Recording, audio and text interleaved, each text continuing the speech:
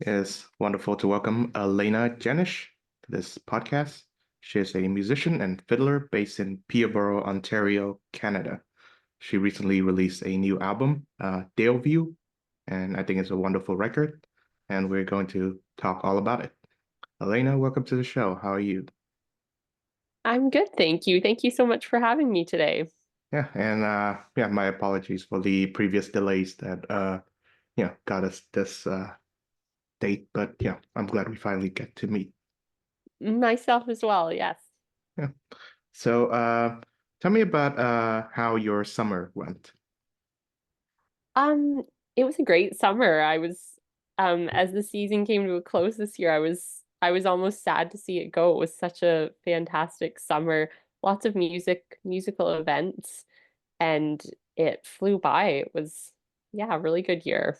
Mhm. And I suppose you did perform at the Peterborough Folk Festival, right? I didn't perform Oh, here at okay. home at the Peterborough Folk Fest. Irish Millie was playing this year, Oh so I yeah. went to see her show and it was fantastic. I'd love to play at the Peterborough Folk Fest one day. I played at the Goderich Celtic Festival, Celtic Roots Festival for the first time, and that was definitely a highlight of the summer for me. And as well the Cleveland Irish Festival. There's another big event my family's been involved with, the Ontario Open Fiddle and Step Dance Weekend close by in Bobcage in Ontario. I would say those were the summer highlights for me. So yeah, it was a really good year. Wonderful. Yeah. And so, what will be your autumn highlights? Coming up, I'm flying to Winnipeg, Manitoba next week to record with two fiddle friends and colleagues of mine, Kyle and Jane. They're a fiddling duo from Winnipeg. So they're going to release a second studio album. So I'm going out there to play guitar and mandolin on the album, maybe even do a bit of step dancing for one track. So I'm looking forward to that. And then I'm also doing a short tour with Ryan Young, a fiddle player from Scotland. So we're doing a handful of Ontario dates and then flying out to Cape Breton for the Celtic Colors International Festival. And that'll be my first time playing at the Celtic Colors Festival. So I'm really looking forward to those events as well. Hmm. Yeah, I wish you the best of luck with them. Thank you. Yeah. And since you mentioned Irish Millie, she also released an album this year too. It's titled Grace. I Yes, wonder, did you get a chance to listen to it? I did. I absolutely love the album. Um, I'm so impressed by everything Millie's doing musically, and she totally inspires me. Ever since she first came to see me, she was really young. She came to see me for some fiddle lessons, and even at that time, I was just inspired by her ideas and how quickly she picked up the tunes and her drive and her natural feel. I don't think I've ever learned so much through a student before. So I'm a big Irish Millie fan for sure. That's wonderful. And yeah, I am Yeah. too. Yeah, it was through her that I got introduced to you and Oh, your neat. music. Oh, that's so nice. Yeah. So, how long did you know her? It would be about 5 years now. I think 2019 was when she first contacted me. I was in my early 20s and she was quite young, elementary school age, I think. So, yeah, it's been a few years. I've really watched her grow up over the past 5 or 6 years, and I'm so happy for her. Yeah, me too. And I know that she's going at off to U of T at the moment, so I wish her Yes, the she's just best. starting off at university. So that's an exciting chapter for her as well. Mhm. Yeah. Yeah. Do you remember your days at university? Yes, I attended U of T as well for Bachelor of Music, a classical music degree, and I have really fond memories of attending school there and the music program. Also, just the chance to live right in downtown Toronto. There's so much music down there. There's any given night of the week you can go hear amazing jazz music, Celtic music, Irish sessions. There's great Western swing, country, any given genre. Like I guess the big city like that is just offers so much musical variety at such a high level. So I really enjoyed my time in Toronto. Yeah, and I actually went to university in Peterborough, at Trent. Oh, So between no way. 2017 and 2021. Wow, that's so interesting. So you lived here in Peterborough for a few Oh yeah, years. yeah. I had Oh, a neat. wonderful time. Oh, that's really neat. So did you meet Millie at that time Yeah, yeah, I think so. in I think it Peterborough? was Oh, around the okay. pandemic, so 2020, Okay. 2021. Oh, very cool. My mom and dad, both my parents attended Trent actually. That's where they met. So Mhm. I didn't go to Trent myself, but I have a kind of a special feeling for that school, I guess. Yeah, Yeah. so how long ago did you graduate from college? 2017 was when I graduated. Uh-huh. Well, this the same Yeah. year that I started. So, Okay. Yeah. and what's the program that you attended at U of T, the same one that Millie is attending now? No, actually, it's a completely different program, and her program sounds really fascinating to me. In retrospect, I really enjoyed my degree, but I almost wish I could go back and do a second degree and learn what her program offers. It sounds, I mean, I think I read over the program briefly and I did talk to Millie about it, but it sounds like they learn a lot about music production and sort of audio engineering, as well as some industry details. So those are all really useful skills, kind of beyond just playing your instruments and playing. And I believe they will graduate with a degree as well as a diploma in audio technology, something like that. Anyway, it sounds like a fantastic program, just very well rounded. My program was more strictly kind of classical Bachelor of Music, um, very orchestral based ensembles, chamber music, which was wonderful. And so I wouldn't want to trade that time to do something different, but it sounds like this is also a fantastic learning experience with some industry skills that otherwise you sort of are left just to learn from your peers, learn as you go along about any audio engineering. um, there's a lot you can learn online, but it would be fantastic to do a program that teaches these things. Mhm. Yeah. Hmm. So, what are some of the skills that you've learned during your time at U of T that you're still using now? I would say two areas that stand out. The music theory courses were fantastic, and I had one professor, Professor John Crusp, who I really enjoyed his music theory classes. Um, he sort of took his theory lessons beyond the textbook and just reading. It almost feels mathematical in a sense when you're reading about chord structures, and it's all sort of numbers like the 9, the interval 13, all these interval numbers, and just memorizing how they work or how to use them, what to avoid, how to create harmonies. Um, so one way you can do it is just sort of reading the rules in a textbook. But I really liked with his teaching style, he took it beyond the textbook and he basically taught using exclusively listening examples. So he would play us tracks and not just classical music tracks, Billy Joel piano tracks, Elton John, pop music, whatever was popular on the radio. Um, and then also classical examples, folk examples, things people would listen to outside of a school setting, and also just cross genre, like any within any genre you could hear how these harmonies, extended harmonies, worked.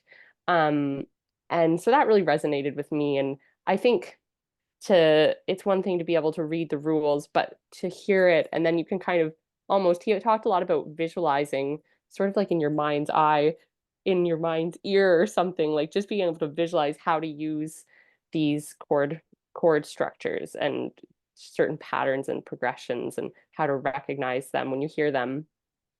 Or so he would play listening examples like that, or he had a grand piano at the front of the class and he would sit down and play the chords for us on the piano. So um, those are lessons that have definitely stuck with me, and I think about um, some of the knowledge he shared all the time to this day, and it sort of set a foundation for how to learn more about um, I guess jazz chords, extended harmony, that sort of thing. But we really established a good understanding of just modal theory and tonalities. And yeah, and then the other, my private violin lessons were also very um, just helpful and sort of provided long-lasting influence on how I guess I play my instrument. And I still think about what I learned all the time. I had a fantastic teacher, and they really helped me with bow technique and just weight distribution with my left or my right arm, sorry, for projecting a strong sound. And also I used to have playing the fiddle or the violin. Someone said to me once, if you're in pain a lot, there's probably something wrong with your technique. And I think I learned that was very true. If there's tension or if anything's tight with the way you're holding the instrument, there's probably something wrong with how you're doing it. And so, not necessarily, there's lots of musicians as well who have repeated stress injuries, but it's nice just to really have someone help set you up in a way that you feel comfortable and are able to sort of maximize your tone or what you can pull out of the instrument, your dynamic range, I guess. So anyway, my private violin lessons, it was nice because since graduating school, I feel I've worked a lot more as a fiddle player, but fiddle, violin, the same instrument. Um, I really appreciate that the lessons learned at U of T were just about playing your instrument as well as you could and as kind of technically with technically sound technique. So that's really transferred into how I play my fiddle. Every time I play, I kind of try to apply those thoughts. And yeah. Yeah. So you mentioned helping Irish Millie with her fiddle playing, and of course, judging by her music. I think you did a wonderful job. Oh, thank you. Well, I can't take much credit at all because she was always um, just independent. The things she learned kind of blew me away. So she did so much more between our lessons than I just showed her some new tunes she might not have known. And we worked through a little bit of improvisation and I guess some new genres, some bluegrass stuff. But she really learned so much just on her own. Yeah, she always strikes me as an ideas person. For sure. Absolutely. Yeah, and I wonder, do you learn from the pedagogical, i.e., teaching skills of the people who taught you musical lessons in your musical teaching? Oh, absolutely. Yeah. Some of my most influential teachers, it's like I hear their voice in my head when I'm going to work with students. And I've even had myself think, what would this teacher say in this given moment? Or what would they be looking for to find a solution of how to help break through something with a student? So absolutely. Yeah, and you mentioned the vibrant music scene of Toronto. So, to what Mhm. extent did you participate in that, either as an audience member or as a performer? Um, when I was I actually do wish when I was living in Toronto, I was a little bit more adventurous to attend more musical events. I did go out to hear some of my friends from U of T. There was classical faculty and a jazz faculty, so some of the jazz students played at venues downtown, the Rex and the Transac. So I did attend some of those shows, which was definitely great just to expose myself to a completely different genre, and the playing was so phenomenal, the improvisation, and so that was really neat. And that's something I'd never really heard much live jazz until that time. And I think sometimes with a new genre, it really makes more of an impact to hear a live show than say just listen to the radio or put on an album. I used to turn on the jazz radio and just struggle to visualize in my head what instruments are playing, what exactly am I hearing, what's the form. But then I remember going to hear a live show and you realize, oh, okay, one instrument plays the head and then it passes around through the musicians. They're all soloing at this point, and what just connecting the sound of like, oh, that's a saxophone I was hearing, or that's a trumpet. Suddenly, when you go back to listen, you just have a better idea of or a mind map of what you're hearing, which can help. Such a complex genre, too. I still find that jazz is still a bit of a mystery to me. But anyway, so I did explore some jazz across the city, I guess. And I definitely attended the Celtic sessions. that was great, a great way to meet new people and also just get out and play a style of music that was really familiar to me. And in ways, I do think I did a classical degree, but I've always felt much more at home as a fiddle player playing fiddle music. So I think that was grounding for me in a way to just at school was always a violin, but to just feel like I was going out with my fiddle for the night to play fiddle tunes with people I was really comfortable with, and also just met some new people too in the city, made some new connections, and um, so the Celtic music scene is good in Toronto. Saw a bit of classical music at Roy Thompson Hall. I think there was a student discount offered, so some friends and I did go see the symphony a few times, which was incredible. So yeah, those were good years for just taking in a lot of music. Now, since graduating, I play about once a month with a Western swing band called the Double Cuts. So that's all kind of Southern US, Texas swing music. They call it kind of the country jazz genre of there's a lot of country songs with sort of jazzy influenced solos. The instrumentation is twin fiddles, saxophone, rhythm section, keys with lots of soloing. And so that's been really fun. So I still go down. The city's Toronto's about an hour and a half from Peterborough. So I still make my way down there to play with the double cuts sometimes. Actually, just talking about jazz and more complicated progressions, chord progressions. That's been a big challenge for me, just it's been a big learning experience playing over more swing, jazzy influenced progressions, which is something I really hadn't done much. So that's been great. And I play with a Celtic band in the city sometimes. It plays around Toronto, Old Man Flanagan's Ghost. Um, so do some playing with them, a bit of recording with them, and that's about it. Yeah. Yeah, and yeah, like you, I do find jazz to be the most mysterious of the genre, the one Yeah, that I find the hardest to pin down, basically. for sure. Yeah, so aside from music, what do you miss most about living in Toronto? Um, I do have lots of friends who still live in the city, so the friendships, there was great recreational hockey leagues. Actually just drop-in hockey sessions that you could attend on a weekly basis.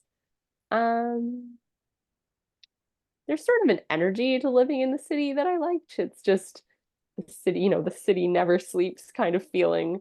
Um, and I guess just the variety of anything cultural like food, music, art.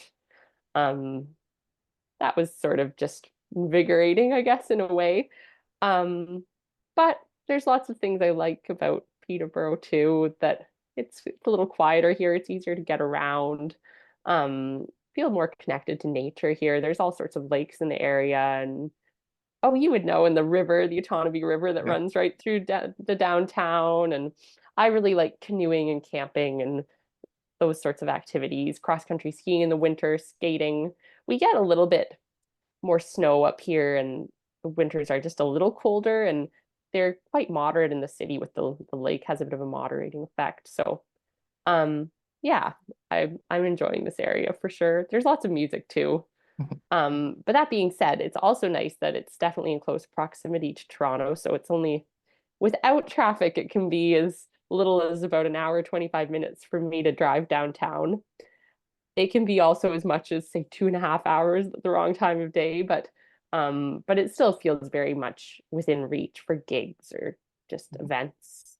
Um, yeah.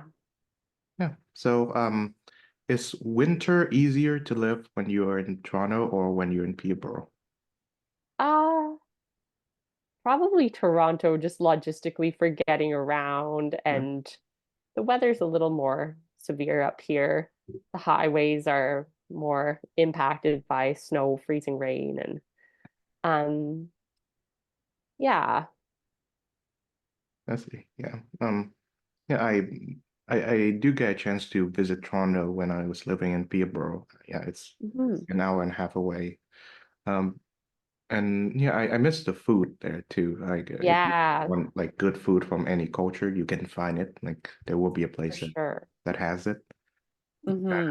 And yeah, re in regards to Peterborough, I do miss the Autonomy River. I would Yeah, spend summers there, swimming there, and the waters are yeah. really cool and crisp.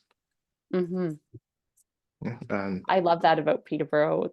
It's great for swimming, whether in the river, there's so many lakes just within kind of a hour radius to choose from. You can go swimming or canoeing. Yeah. yeah, I never actually get a chance to visit the lift lock though, because Oh I think it's yeah. in the different side of town than I live. It's Hmm. the other side of the river. Yeah, it's pretty spectacular. It's something to see for sure. And in the winter, right, south of the lift lock, like directly south to Canal, you can skate. I think it's about 1.5 kilometer skate kind of track on the canal. So that's really unique to Peterborough. I love that. Like it hasn't the last few winters have been a bit mild, so haven't been able to skate as much, but the first 2 years I lived here my friends and we went skating down on the canal all the time, and that was really fun. Mhm. Yeah. So outside of Peterborough and I suppose the Ontario area, where would be a place in Canada where you would most like to visit? Oh, that's a good question. I would like to visit BC again, and I would also like to go back to Newfoundland. I would say it's kind of actually two east-west extremes in the country. The last few years, I've been really lucky. Just different trips have come up with various bands um, I've played with. So I think I've played in just about every province in the last 6 years, but I've never visited the territories with music. So it would be neat, or at all actually. So it would be neat to visit the territories. Um, but just in the past few years, having spent some time with Jane and Kyle, the duo I'm flying out to record with next week, we did a tour. We started in Vancouver and drove across the province of BC through the mountains, across to Alberta, then into Saskatchewan. And it really is just so magnificent. Um, the scenery out there and the forests, and it's just amazing. It's beautiful. So I'd like to spend more time in BC, and just I'd like to go up the coast a little bit more. And I don't even know the geography that well, but I'd really like to go to Whistler, say, and I've just heard there's so many nice places to see along the coast, but then also in the mountains. And Newfoundland, culturally, they just have such a kind of unique Canadian Celtic genre and scene out there. Very Irish influenced, but fantastic music and also stunningly beautiful.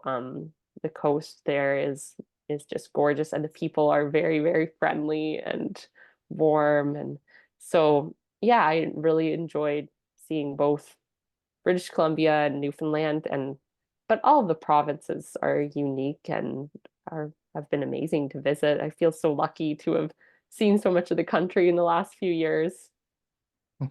Yeah, and Yeah. so because of me doing this podcast, I get a chance to meet a lot of musicians, both from British Columbia and in Newfoundland. Um, Okay. yeah, more in Newfoundland than in BC, admittedly. But Hmm. yeah, I do find that there's a unique diversity of musical styles and genres in within that area, NL. For sure. Yeah. Yeah, I would imagine that given that you're a traditional Cape Breton fiddler, you would visit PEI and of course Cape Breton itself a few times. Yeah. I'm not exactly a Cape Breton fiddler, but I love that genre. I have a hard time describing. I guess in Ontario, there's sort of an Ontario style of playing fiddle that's so influenced by all these different genres. Like I hear American influence, Celtic influence. I guess there's sort of an Ottawa Valley style to the Ontario fiddle and step dance genres, and I've heard it described as just almost like the melting pot of Irish, Scottish, French immigrants, some Métis influence, and then also some American influence there. And it was very sort of based around the rural Ontario, the logging camps, and this kind of square dance, like dance hall traditions. Um, so yeah, so that's kind of, I guess, as a fiddler, I'm a bit of an Ontario, Ottawa Valley kind of style fiddler, but I guess like many of us, we all dabble in so many different genres. I do think Millie has more of a Cape Breton sound to her playing, which is really cool. I think she really draws from that East Coast influence. But yes, I've been to Prince Edward Island and Cape Breton, and I absolutely love their style of playing the fiddle. It's probably some of my most listened to music on my Spotify playlist. Mhm. So yeah, it's really exciting to visit those parts of the country as well. Mhm. Yeah, and Yeah, since this is back to school season, and of course, yeah. Millie is attending university for the first time, what do you have to advise her and I guess people like her who are entering college in their first year? Mhm. That's a good question. I would say don't be afraid to be true to yourself, which can be intimidating when you're meeting all these different musicians and you may feel like the odd one out in the program or that you're different musically, like you bring something different than everybody else. I would say don't try to hide your true identity as a musician, or don't be afraid to share what you love about sort of your musical background and your style. Um, don't be say intimidated that I think I really felt in a very classical setting that there was a bit of um a, a stigma or something against sometimes fiddle playing versus violin playing, that the technique isn't as refined and the music is simplistic, which I did hear these things I think when I was younger, so I felt intimidated going into such a classical program. um, I didn't want people to think I wasn't sort of worthy of being there because I played fiddle genres or fiddle styles as well, or identified much more so as a fiddle player than a violin player. And I actually, one of my teachers sort of advised me not to um, sort of admit to my violin teacher at university that I was a fiddle player, considered myself a fiddle player. Um, she said maybe just don't mention that. So yeah, I would say don't be sort of just be unapologetically yourself, and I think people respect you for that, and it's actually a learning experience for other people. Just it's a chance for them to learn more about a genre they might not know about and might really enjoy, and just be proud of what you bring to the table and who you are as a musician. Okay, that's awesome. And I certainly hope Millie doesn't get too much trouble from violin players. I think she will be very good at just sharing. I see her post often about sharing her gifts. I think she's so good at that. Just I think she's rightfully kind of proud to be a fiddle player, and I think that's wonderful. She's sort of seems very confident in that identity, which is fantastic and something I admire for someone so young. Yeah, yeah, I too. Um, yeah, and I would say in my view, in my experience, like attending college, I think a piece of advice that I would really should have taken to heart was remember to eat healthy and to get enough sleep because I Oh, definitely for did not eat sure. those when I was Yeah, in I know. university. I could identify with that as well, especially the sleep schedule, suddenly being away from home and, no parents to sort of check up on you. And the high school schedule, my high school started about 8 in the morning, and to catch the bus or get a ride, I was always up at 6 something, which just it's really not a bad thing because by 9, 10 at night, I was pretty tired and just ready to go to bed. But suddenly, university with classes starting at 9, some days 10, sometimes not until the afternoon. I really got into a late schedule of staying up until 1, 2 in the morning. I don't really know what I was doing. I don't think I could even say I was studying, just staying up late. And that sort of lasted through into my adult years working now, although there is a bit of the musician stereotype that we're all night owls. I don't stay up as late as I did in university now, but I've never quite reverted back to high school scheduling anyway, or just even standard work hours, 9 to 5 work or 8 to 4, where you get up at the same time every day. And although working with music can be tough because sometimes you're out late a lot more than maybe the average person. So your schedule can shift, or traveling and ending up in different time zones or on totally different schedules. But yes, I agree. That's very good advice going into university, Yeah. not to take too many liberties just because you can. Yeah. Yeah, I remember during the winter days when I have classes, I think having inadequate sleep can be a bit of a nightmare, especially when class Oh, begins and yeah, you're like half an hour in and the sleepiness kicks in. for sure. It's so dark too in the winters Oh here. yes. Yeah. Yeah. It got dark Hmm. around like 4 or something. I Yeah. know. It's tough. Yeah. So how have you managed to get used to life as a touring musician? Um, it's been a bit of an adjustment. I'm really just so grateful. I never exactly um believed that this could be a career for me anyway. I always thought I would have another job and just always do music on the side. I guess I didn't have my own project or solo show that I worked with, say, or gigged with. Um, so I always just considered music as maybe just a secondary option to do, a passion project more so to do outside of work. But I finished school, didn't know exactly what to do. And so I took some time and just started teaching. I was always teaching privately, actually, probably since high school, and then through university on the side a little bit.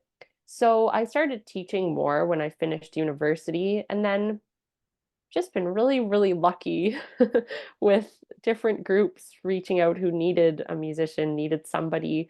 So in the past few years, the Fitzgeralds, they've been fantastic. They're musical friends of mine. Have you heard of the Fitzgeralds? No, tell me about them. Okay, they're kind of an Ottawa Valley based Canadian Celtic fiddle group. It's three siblings. They all play the fiddle, and I've been playing guitar for them for the past 5 years or so. Myself and another fantastic musician, Kyle Weymouth, we sort of trade off playing guitar for them, doing some step dancing as well. And so um, they've been just wonderful to work with. They're great people. I've known them my whole life, like growing up, going to different fiddle events across Ontario.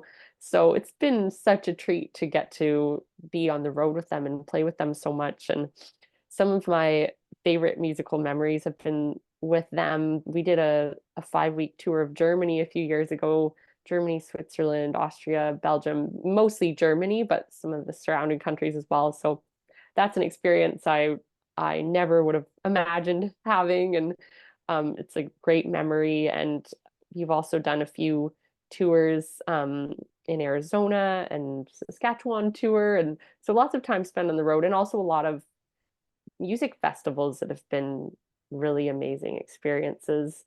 And otherwise, I've played actually some fiddle with some country artists. One was Jade Eagleson, a country singer from around the Peterborough area. It was really neat to work with him. Flew out to British Columbia for a festival there and another festival in Ontario. Jane and Kyle, I went to Goderich with them this past summer, and that tour I mentioned starting in BC and driving across to Saskatoon. They're also great friends, and it's such a pleasure to play with them and work with them. Yeah, and just anything else that comes up, really. I'm just so happy to do it, whether it's recording, touring, or just doing sort of a festival freelancing with different groups. it really keeps things fresh and interesting. That's what I find. Like every summer season is different. Um, and you're always meeting just wonderful people and learning so much. Actually, I had another really neat experience this past summer. I had the chance to play with a Canadian fiddle group called Portage, and it's, I guess, a five-piece fiddle band featuring five or four female fiddlers plus guitar. So four female fiddlers from different regional, sort of different regions, but from different regional styles across the country. So the members were Laura Risk from Quebec, who um, she plays a Quebecois style. I think she's done extensive research of Quebecois fiddling genres, but also is a fantastic Scottish fiddle player. And then Christina Smith from Newfoundland, um, another just amazing fiddle player, writes wonderful tunes and is so knowledgeable. Actually, each of these musicians were so knowledgeable about the genre they were sharing. Anne Letterman from Toronto, but originally from Winnipeg, Manitoba, and she brought a wealth of Métis fiddle knowledge. And then Erin Marshall, originally from Victoria, BC, she lives in Virginia now. So she shared some sort of Appalachian old time American fiddle styles. So it was just a real treat to play with these amazing, really experienced kind of career fiddlers who've been playing for a long time. And it was a lesson to me in um, really respecting certain regional styles of fiddle playing or traditions and conveying to your audience members where the music comes from and the importance of sort of carrying these traditions forward. Um, so yeah, that was a fantastic experience. Definitely a favorite musical experience of the past year for me was joining Portage this summer. So I was playing guitar with them, accompanying them on guitar for this summer, just as a sort of a substitute. They have a fantastic guitar player, Gene Hewson from Newfoundland, who usually plays with them. But I'm so happy at the opportunity just to join in and sub in with any of these groups because every musical experience like that is a learning experience. And yeah. So, have you managed to make music your full-time job, or do you still have work on the side? No, music has been my full-time career. I'm not sure if it will last forever, but I hope so.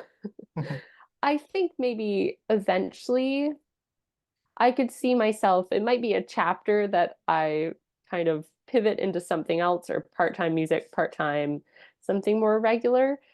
I'm not sure, say in 10, 20 years, if I will be have the same energy to sort of pack up, leave home for a week, 2 weeks, 3 weeks at a time.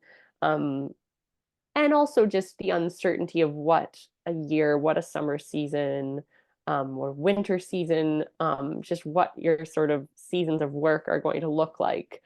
Um, so yeah, but yes, for now it has been my full-time career and I'm really, really enjoying it. I do teach a little bit when I'm home. It's been hard because my schedule is a bit irregular, but something I do really enjoy doing at home is I've been just for fun running um, a fiddle band. They rehearse here at my house bi-weekly Mondays in Peterborough, and it's for basically adult fiddlers in the Peterborough area who would like to play together, like playing on ensemble. And I've been just arranging music or collecting tunes. Also, some of the members send me tunes they'd like to try, and they send me arrangements. And so it's 14 fiddle players, stand-up bass, piano, and guitar, and we play together for fun, basically and also as a learning experience. So it's sort of a fiddle ensemble based in Peterborough, and we take a few shows a year downtown at the Black Horse pub. I don't know if you've heard of the Black Horse in Oh yeah, Peterborough. yeah, I've visited a few Yeah, times. awesome. Yeah, Millie's played there quite a bit. Mhm. So we've done a few shows at the Black Horse and also seniors' homes. And so that's sort of just a leisure fiddle group that I lead, but it's been great learning experience as well for me and just lots of fun. Met some great people. A lot of them were private students of mine who were just interested in playing fiddle in a group setting, like playing with other people. So that's been enjoyable too. Mhm. Yeah. I know that you released your previous album, Reflections, I believe Mhm. in 2022. So I would imagine that the album was recorded during COVID times. Oh, that one was actually, maybe it showed up somewhere online that, but I actually recorded that in 2019. Oh, wow. So Okay. that was sort of pre-COVID. Oh, okay. Um, yeah, but actually my most recent album, Daleview, I worked on it for about 3 years. So I really Oh, slowly chipped away at it. Um, and so it was definitely COVID times when I started working on that one. It was winter 2021, and I think we were in a bit of a lockdown here. So it did that sort of um situation did sort of just push me into trying new things, home recording, writing more music, just more time spent at home. So altogether, it's one of those things when you look back and think, well, maybe there was some good that came out of that time for sure. And just in being forced into a bit of an uncomfortable position to just stay home more than we would like and not be out working and gigging, there was just more introspective time spent at home and more focused time for home projects. Then I made some headway during COVID. Then things got really busy again. It was sort of like as soon as the doors opened that music festivals could happen, touring could happen. It's like the floodgates opened, and suddenly there were all these dates, and had a really busy year or two. And so I was really just working on my album when I could in between things. But there were periods of maybe 2 months, 2.5 months that I wasn't really able to work on it at all. And then one nice thing about working with music, I find your summer ends up being really busy, often into the fall. But I've found that some quiet months are November, January, sometimes early spring, like April, May. Um, Things are just picking up. But during those quieter months, I was able to get a lot of work done on the album anyway in the last few years. So it was definitely a relief to finally finish um the 10 tracks and just think that's it. And to look back, it felt like ages ago that I was starting the first tracks, 3 years previously. So yeah, it was definitely, I worked away at it slowly over a long period of time. mhm. Yeah. Yeah, I live in Peterborough in the first 2 years of the pandemic. So Okay. yeah, I remember because I was finishing my school, yeah, my degree at that time. So I had like two Mhm. years left, and yeah, I remember it was really touch and go during that For time. sure. Hard to anticipate what was coming next, and Hmm. sort of hard to trust things would open up a little bit, and then often the cases would Yeah. spike and shut down again. And Mhm. yeah, for sure. Yeah, And and actually, it was a really different experience. Oh, sorry. Than my first album. It was just completely different. I booked an engineer, James Law, who was fantastic to work with, and we blocked off 4 days and just did the album in 4 days. oh wow. So it was such a contrast, 4 days, the first album versus 3 years, the second album.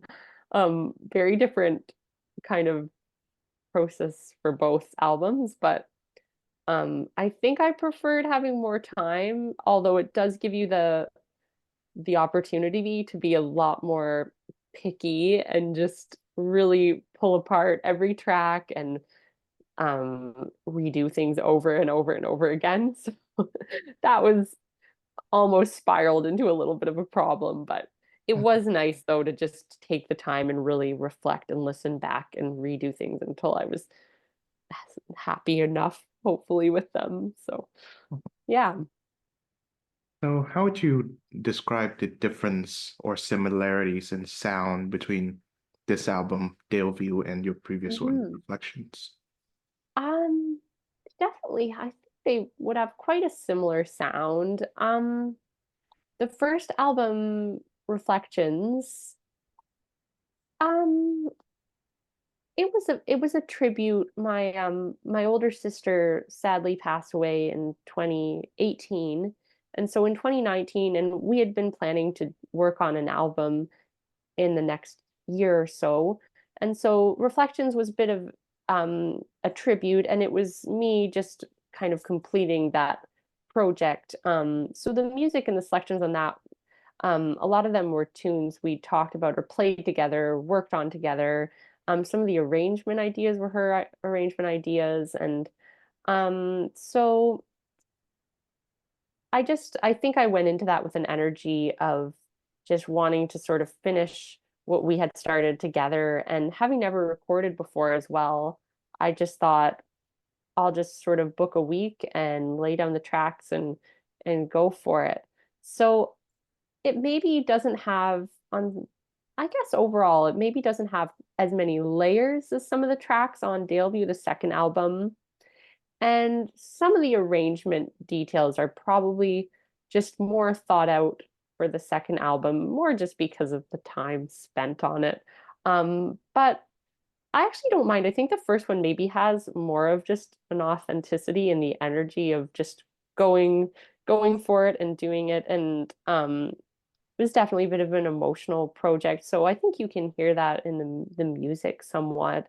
Um, so they are different in sound for sure. The second album as well was more um my original compositions, and just having the time to write music during the pandemic. That was a good time that sort of just um pushed, I think, many musicians to a more creative headspace at home. So yeah, it features more original compositions and just a lot of time spent kind of arranging layers, trying out the layers, thinking with some of them, okay, that doesn't work. I'm going to switch this, rewriting harmonies, whatever it took, or even trying out different instrumentation on various tracks. So yeah, they do have a bit of a different sound overall, but I think there are definitely similarities. I guess the playing would probably be similar.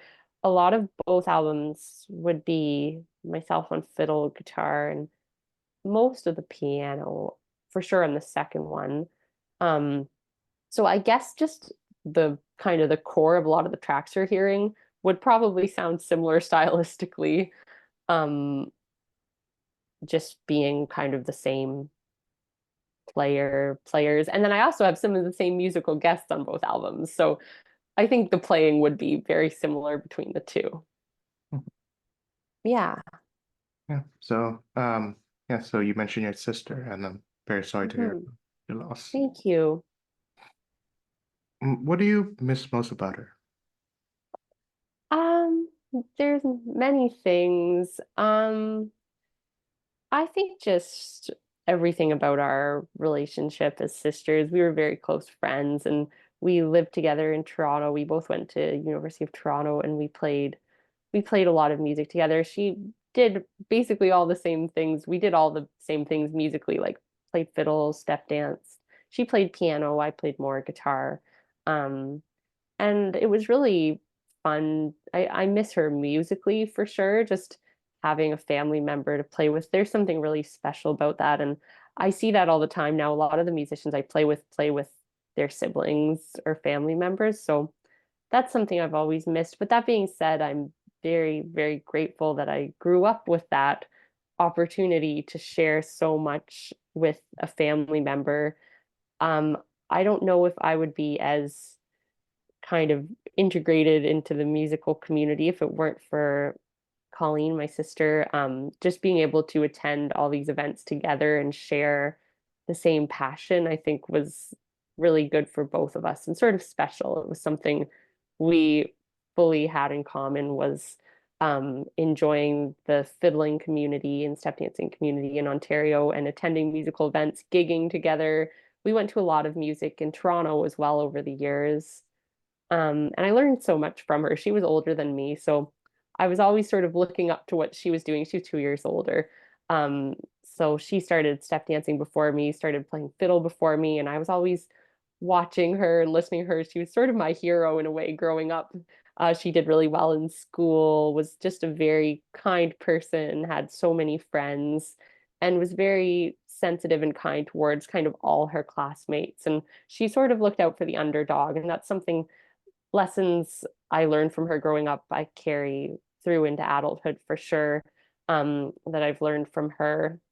She's very hardworking and just she approached things with a very genuine intent. And I found that she really directed her musical focus into enriching the lives of those she played with or taught or danced with.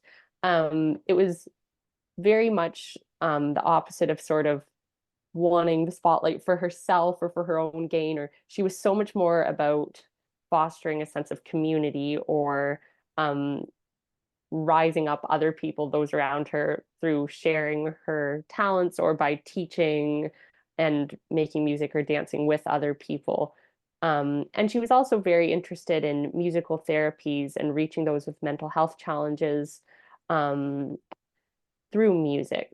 So, yeah, in all those ways, I've just learned a lot about how you can use music and dance to just offer something to people that might mean a lot to them or make a big difference in their life. Yeah. Oh, Yeah. she was an amazing person. Yeah, she really was. So, in the process of recording Daleview, what part Mhm. of that process did you enjoy the most? Um, I think it was a really good learning experience for me. Something I've often said is I wish I started recording earlier when I was younger, because recording is such a great learning experience about your own playing. So I think for me, the lessons learned through recording and spending hours listening back to your own playing and sort of analyzing it, um, it's kind of worth maybe years of just musical experience or taking lessons. It's like looking your own playing straight in the face with all its imperfections or something and just thinking, I'm going to try this again and see if I can make the rhythm playing tighter or make the fiddle playing more in tune. Um, Work on your tone, and or you might have, I guess, say you might think you really delivered on a certain take, but then you listen back and think, I think my dynamic range is about here, but I was in my head, I was thinking it was here. So I think just really being reflective about your own playing, although it is very hard because sometimes it's hard on your morale a little bit as a player. You might give it your all, listen back and think, oh, that's just not where I wanted it to be. But I think the best part then is working up to it, practicing, taking more takes, and then finally thinking, okay, I think I'm happy with where that's at now. And then you can take those lessons and just apply them to your playing all the time. Um, Whether it's something with your fiddle playing with tone, intonation, delivery, dynamics, or guitar, I found a lot was just placement and timing and being consistent and tight with rhythms. That was definitely the process of recording Daleview was a lot more reflective in that sense. The first album, I guess ironically called Reflections, there was less time to reflect on individual tracks and more just I just kind of let it come together and thought, I think that feels pretty good and went with it, which I actually think was really nice in a way, in a different way. So um the two routes I took were different and there were learning experiences with each one. Um, I guess I maybe felt more satisfaction at the end of the second album because it had just been such a long experience and such a learning experience for me and a very slow, careful process. Um, so yeah, that was I guess it's what I enjoyed in a way, in sort of a difficult way, but the end result was enjoyable then.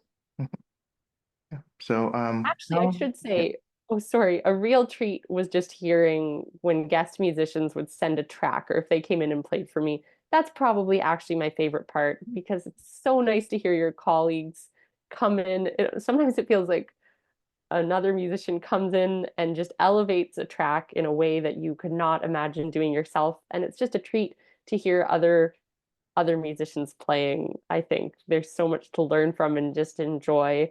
And I find this is probably just a natural thing. You don't really go down the rabbit hole of hyper analyzing your peers playing in the way you hyper analyze your own playing. It's sort of like hearing your own voice back recorded if you've left someone a voicemail, or you wouldn't notice someone else's voice is sounding odd or a certain way of speaking, but you always kind of hyper analyze how you sound. I think it's a lot like that. So it was nice just hearing other musicians when they would send a part, I could just completely enjoy it, and I was so happy to add it to the mix. And yeah. Yeah, I see. Yeah, and speaking as someone who does podcasts regularly, I do find it difficult to listen to like old episodes that I do, uh, Yes, and I bet. especially the really old ones where I Yeah. didn't know what I was doing. I fully understand. Yeah. So, how has the album been received so far? Um, I think really well. In releasing this album, I just it was sort of my goal just to finish it. And it came to a point where I wasn't even sure if I wanted to release it. And I thought maybe I'll just finish it for kind of a personal challenge or something, or for myself to feel like I've completed these musical ideas and these tracks.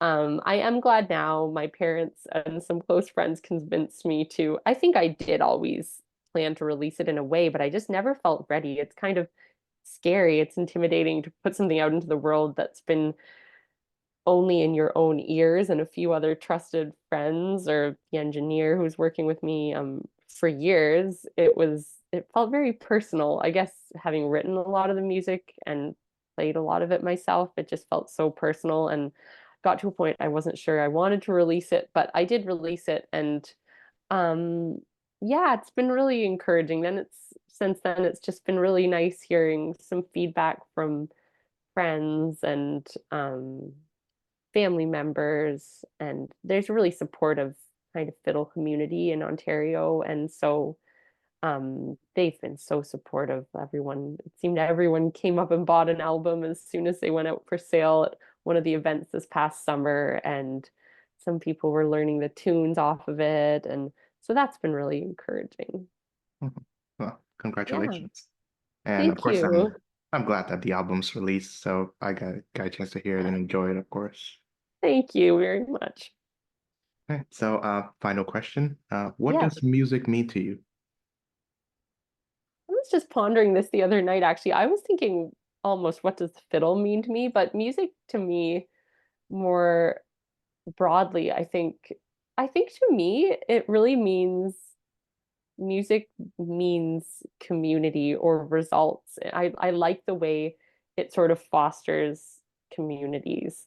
Um, but it also kind of inversely, it really, to me, there's also a very personal side to it that music connects you, I think, I think it connects us all with an emotional side, just with things we're feeling and processing. And so on a personal level, it can bring so much comfort, and it's just so interesting and thought provoking. It makes you feel such powerful things listening to it or playing music. Sharing music with other people can be such a sort of otherworldly experience. Like there's nothing like it that I've ever encountered. Um, yeah, I think music reaches us in many ways that are very personal if we're listening independently. But then there's this amazing community side to it, of just connecting people across, um, I don't know, all sorts of maybe cultural barriers or people you might feel you don't have anything in common with, or you might not even speak the same language, but you can have an amazing musical experience with. And there was actually, I was reflecting on Goderich this summer, Celtic Festival. There was a band from Japan called Ojizo, and they were fantastic playing Irish tunes. And they did very well speaking English. Mhm. Um, but really, I think we all felt so connected to them. It felt amazing. We're from across the world from each other, but we can sit in a session and we know all the same tunes and we can share such sort of a powerful, unique experience just through playing music together.